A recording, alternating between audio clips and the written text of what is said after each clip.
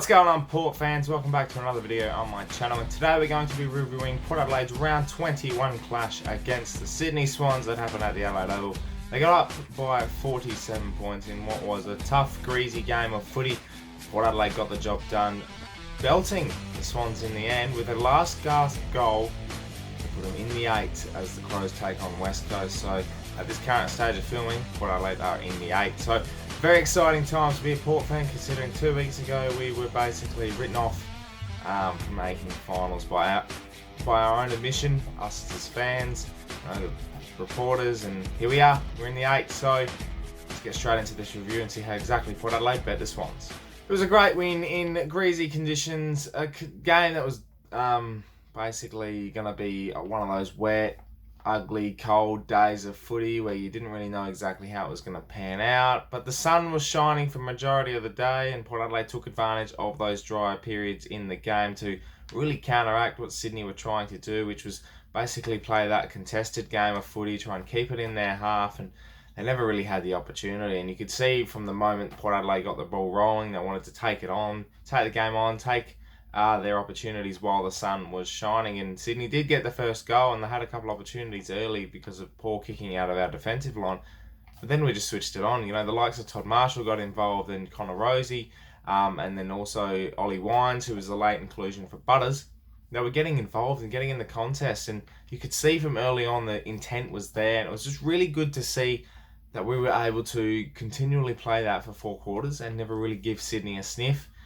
We kept on kicking our goals. Sydney did come eventually, and early in the second quarter, didn't take their opportunities, kicked 4 behinds in a row. Port Adelaide went down the other end, kicked the next 3, and it just really, the game was ours from there on end. After half time, really taking it to the Swans, kicking 3 early goals in the third quarter, and just steadying the ship. It got out to, I think, 36 points at one stage. And then, yeah, the last quarter happened, and we blew it out to get our exact margin that we did at 47 points to get into the 8, which was good to see. It was the first time since round 5 and 6 Port Adelaide got 2 wins on the trot after beating Essendon the week before. And now, you know, for 15 weeks after round 5 and 6, we've broken that hoodoo of winning one game and then losing the next week. And the consistency is starting to be there now. You can start to see that, you know, bit of momentum we've got going on. And I think next week, going into the game against North at Marvel, it's an intriguing one, but at the same time, you take full confidence for the fact that how we bet Essendon is the way we should play against North as well, and their disappointing efforts against Geelong will really help us push forward. It was the first time since 2017, round 16 and 17, where we played West Coast and North Melbourne, where we kicked 100+ points in a game for consecutive weeks. So 2 years on, we've finally broken that record as well, kicking obviously 103 yesterday, and then 126 against Essendon the week before. A couple of records that have been broken, a couple of you know, these hoodoos that we've had lingering on our backs. We've finally broken that chain and really have been able to set ourselves up now for the last 2 games to give ourselves every chance of making the top 8. As I mentioned before, Ollie Wines was in for a late change, and to be honest, a bit of tongue-in-cheek, but he's the best late change to ever happen. Like 22 disposals, 2 goals. He was in the contest. His work rate was awesome. His tackling was great, and he was just a bull in the middle. Was fighting for that footy, and that's obviously in those conditions is something what you would expect from him. But it's obviously what we needed, and I don't think Zach Butters would have brought that as much as what Ollie could. And the thing as well is SPP's game was sort of compromised by that. He had to push forward a bit more, but Butters' small frame wouldn't have held up against Sydney's strong contested game. And I think, you know, with his Bruce sternum, and you know, he probably would have been best having a rest anyway, and he did that, and it paid off having Ollie Wines come into the side. Just to touch on Sydney for a second, their 2019 season is probably one they'd want to forget. I've only won 5 games for the year. They've been competitive in majority of them, but I think their sights are really set on 2020. They've got a mini rebuild going. They've got a couple of great youngsters in the side.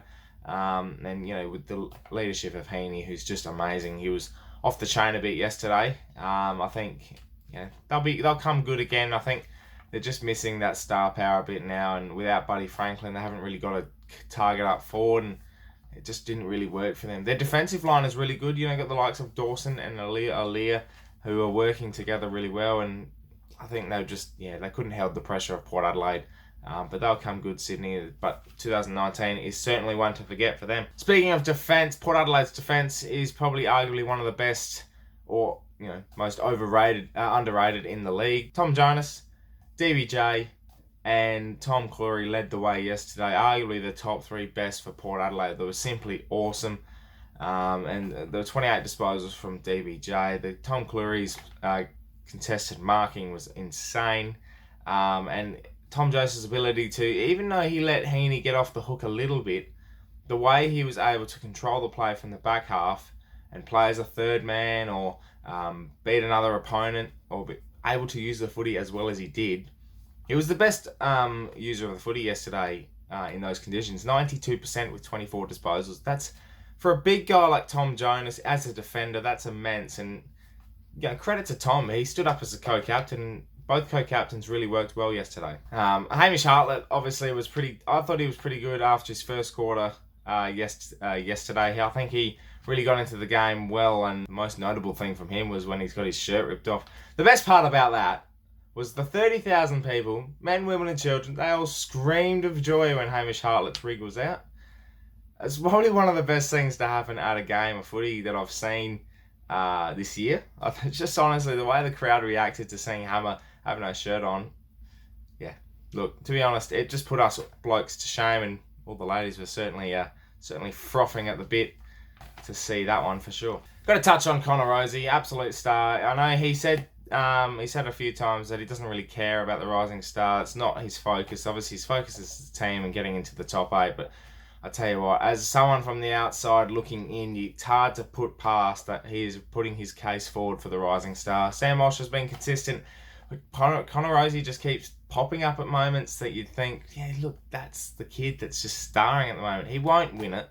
We know it.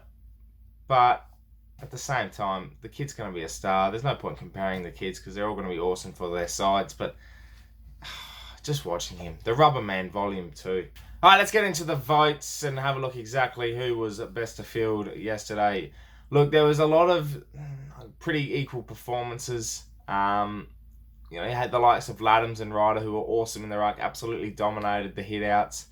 Didn't give Sydney a sniff in the middle. So it's going to be very interesting to see if Scott Lysette comes into the side, because those two were awesome.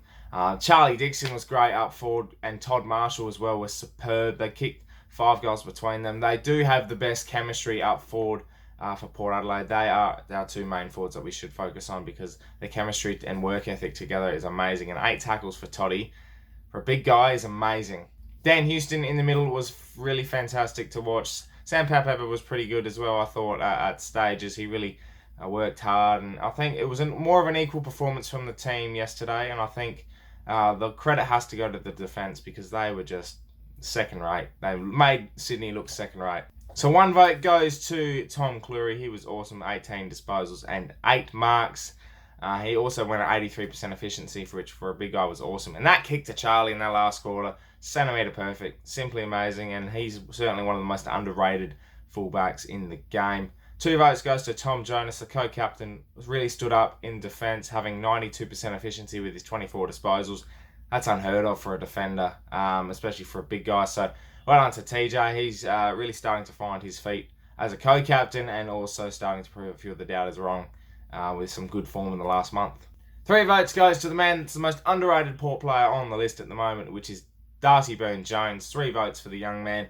Another 28 disposals off halfback. His running and his ability with the ball is amazing. His work ethic on the ground is enormous, and he can beat his opponent one-on-one, which is something a small defender has to do in this game, which is certainly run by Smalls, and he did that well. 28 possessions at 79% efficiency. Set us up from the half-back line, and he's certainly best on ground against the Swans yesterday. Thank you very much for watching, Port fans, this review of round 21. It's been certainly a great weekend all round, because we did hit 2,000 subscribers, which I'd like to say specifically thank you to everyone. That is simply a goal I set at the beginning of the season, to hit 2K. I think we're on about 1,200 or something coming into the season, so I really wanted to hit 2,000, and I know it's a support channel, so everyone that's not a Paw fan that's got around the channel and really started to support me, and just your viewership is amazing, your comments are superb, and every one of you, thank you so much. One great thing that would pop off this year would be Port Adelaide making the 8 and doing some damage, so let's hope they do that. But they've got a big task against North next week. I do hope the Crows lose to West Coast, so yeah, it should be a good weekend all around, and there's an awesome contest at the Adelaide Oval against Sydney. Amazing weekend all around. So thank you very much for watching, Paw fans. Make sure you subscribe to the channel if you need for plenty of more Port Adelaide content. My name is Anthony, and as always, calm the pair.